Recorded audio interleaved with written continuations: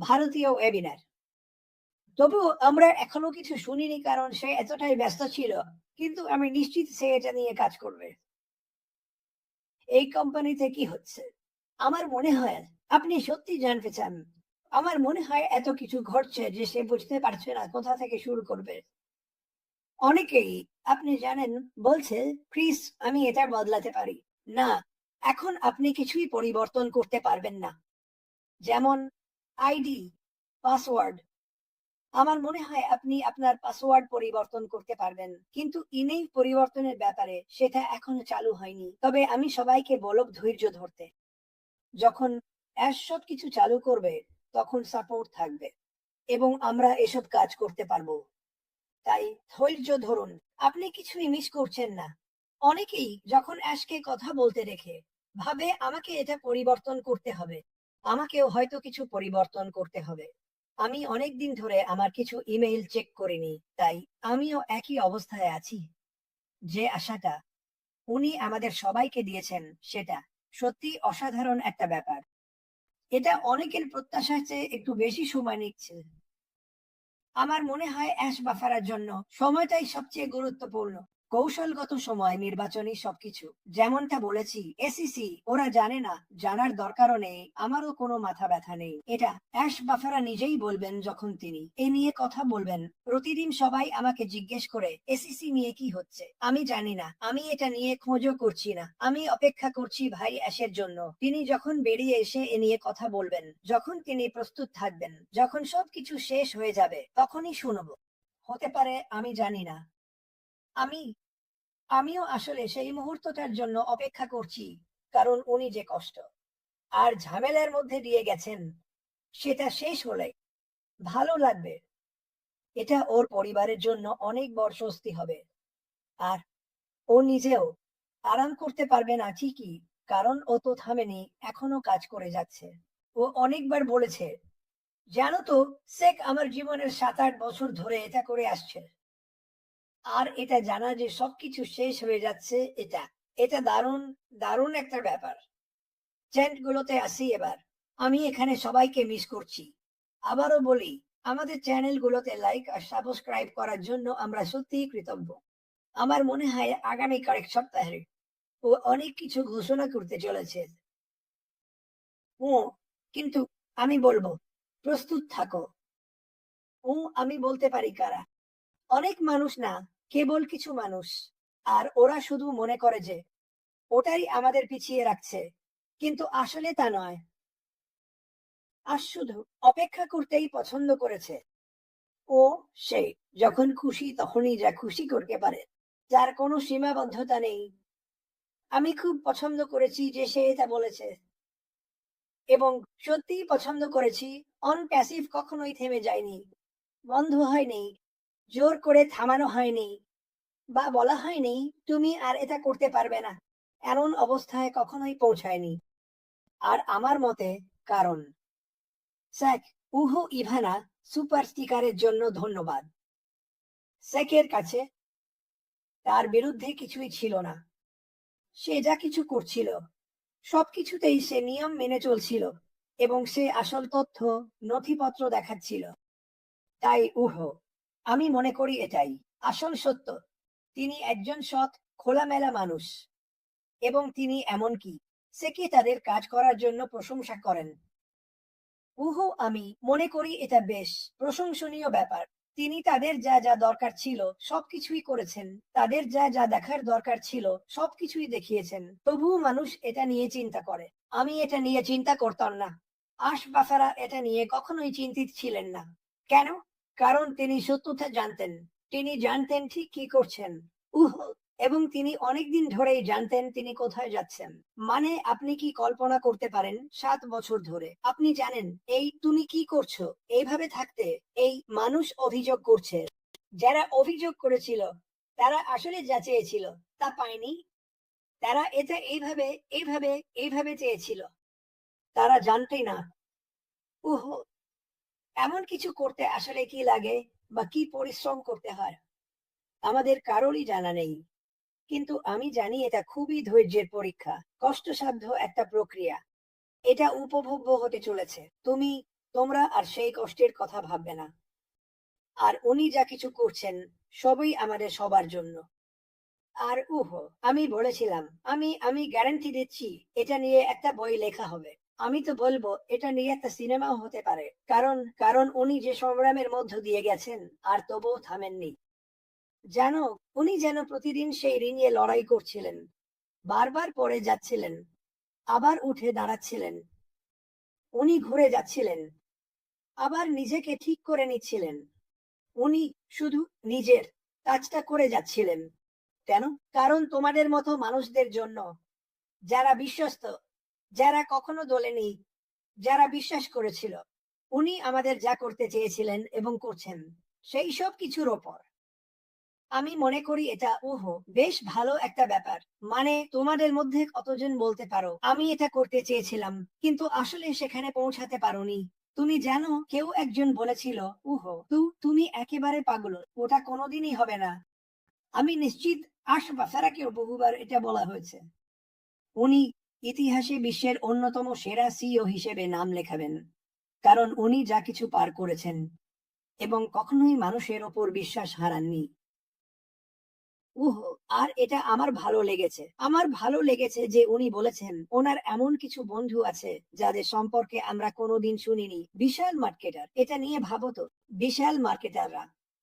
ঠিক আছে, যদি তুমি ভাবো আসের কিভাবে বলি, সারা বিশ্বের মানুষের সঙ্গে যোগাযোগ নেই, তাহলে ভুল করছো। ওর আছে, ওর আছে। আর উনি বলেছেন, আমি আগের পদ্ধতিতে আত্মবিশ্বাসী ছিলাম না, কিন্তু এখন এখন আমি ওদের পরিচয় করিয়ে দিচ্ছি, আমি আত্মবিশ্বাসী। তাই এটা জেনে রাখো, তোমার আশা আর স্বপ্ন সবকিছু এখানেই আছে। ওগুলো তোমার সামনে। সত্যি, ওগুলো তোমার একেবারে সামনে আছে। আমাদের শুধু অপেক্ষা করতে হবে যতক্ষণ না সবকিছু পুরোপুরি প্রতিষ্ঠিত হয়। যেটা আমি জানি ও করছে। উম এটা ঠিক সেই জিনিসগুলোর মতো। জানোই তো, আমরা সবাই এটা নিয়ে পাগল। কিছু মানুষ এই কোম্পানিতে প্রায় 8 বছর ধরে আছেন। এবং এবং এবং আজকের হেরোজে তুমি তাদের কিছু জনকে দেখতে পাবে। উহু, যেটা আরেকটা ভালো ওয়েবিনার। কিন্তু যদি তুমি শুধু মানুষের কথা শোনো বা সাধারণ ফাউন্ডারদের কথা শোনো, ঠিক আছে, ওই মানুষগুলোকে, তাদের গল্প শোনো, কেন তারা এখানে, তারা কি কি পার করছে। আমরা কখনো কখনো এটা খুবই আবেগপ্রবণ হয়ে যায়। এই ওয়েবিনার গুলোতে আমরা অনেক রকমের আবেগ অনুভব করি। আমাদের মধ্যে এমন কিছু মানুষ আছেন যারা সত্যি অসুস্থ। আমরা প্রতিদিন তাদের জন্য প্রার্থনা করি এবং তারা শুধু নিজেদের জন্য একটা উত্তরাধিকার তৈরি করতে চায়। এটাই অ্যাশমোফারে আমাদের সবার জন্য করছেন। ঠিক আছে, আমাদের কি একটু কাজ করতে হবে। হ্যাঁ, আমার মনে হয় আমাদের নিজেদের প্রচার করা, নিজেদের ব্র্যান্ডিং করা, এইসব বিষয়ে একটু কাজ করতেই হবে। এটা তো খুবই সহজ, কারণ আপনি প্রতিদিনই আপনার গল্প বলার মাধ্যমে এটা করেন। আমি করব। নরেল, তুমি চিন্তা করো না। আমি বিশ্রাম নিচ্ছি। আমি প্রতি রাতে 6 ঘন্টা ঘুমাচ্ছি। আমি তাড়াতাড়ি ঘুমাতে যাই। দিনের শেষে আমি বেশ ক্লান্ত হয়ে পড়ি, কিন্তু আমি শুধু আপনাদের সবাইকে জানাতে চাই যে আপনারা এই যাত্রায় টিকে থাকার জন্য নিজেদের নিয়ে খুবই গর্বিত হবেন। উম এটা বোঝানো একটু কঠিন আমার দৃষ্টিভঙ্গি থেকে। আমি কখনোই এতে সন্দেহ করিনি। আমি বিশ্বাস করি এই ছেলেটি দারুণ কিছু করতে যাচ্ছে। শুধু পণ্য নয়, বরং আইডিয়া, সমাধান, সবকিছুতেই। মানে সে সত্যি সবকিছু করতে চায়। তার সামনে অনেক বড় কাজের তালিকা আছে, যেগুলো সে আমাদের সবার জন্য করবে এবং তৈরি করবে। এটা কখনোই শুধু তার নিজের জন্য ছিল না। আমি জানি তার পরিবার অনেক কিছু সহ্য করেছে, সেই পুরনো শব্দটা থেকে শুরু করে কোর্ট কাচারি, আইনজীবী, সরকার, খারাপ কর্মচারী, খারাপ মানুষ, সবকিছু। তোমাকে মনে রাখতে হবে, এসবের জন্য তাদেরই জবাবদিহি করতে হয়। তাই আমি সবাইকে বলি, খারাপ মন্তব্য করা বন্ধ করো। তুমি জানো, যখনই তুমি এটা করো, তখন তুমি ওদের মুখে চড় মারছো। ওহো, এটা করো না। এই মানুষটা আমাদের জন্য খুব খুব পরিশ্রম করছে, আর এটা আমার ভালো লাগে। উনি এটাও বলেন, আমি কিছু শক্তপোক্ত বলার মতো কিছু না পেলে কথা বলবো না। তাই এটা ভালো ব্যাপার। তুমি ঠিকই বলেছ, সময় কারো বন্ধু নয়। ওহো, এটা জেনে যে আমরা আমাদের নিজের সময়ে কাজ করতে পারবো, যেসব স্বাধীনতা আমরা পাব, এখন যারা কষ্ট পাচ্ছে সেই কষ্ট আর থাকবে না। ঠিক আছে, ঈশ্বর আমাদের কষ্ট দেন, তার একটা কারণ আছে। এর সবসময় একটা কারণ থাকে। এটা আমাদের আরো শক্তিশালী করতে, আমাদের বিনয়ী করতে। এটাই ঠিক ঈশ্বর যা করেন। মানে আমি প্রতিদিন ওনার কাছে প্রার্থনা করি। আসলে আজ আমি একটা প্রার্থনা করেছিলাম যেটা আমার খুব ভালো লেগেছে। দিনে কয়েকবার শুধু ঈশ্বরকে উপাসনা করার জন্য সময় নেওয়া। তাকে তোমার জীবনে নিয়ে আসো, আর সবকিছুই ভালো হবে। সবকিছু কি সবসময় ভালো হয়? না, কারণ একটা সময় আছে। ওটা ঈশ্বরের সময়। আর আবারও বলি, ওটা আশের সময়।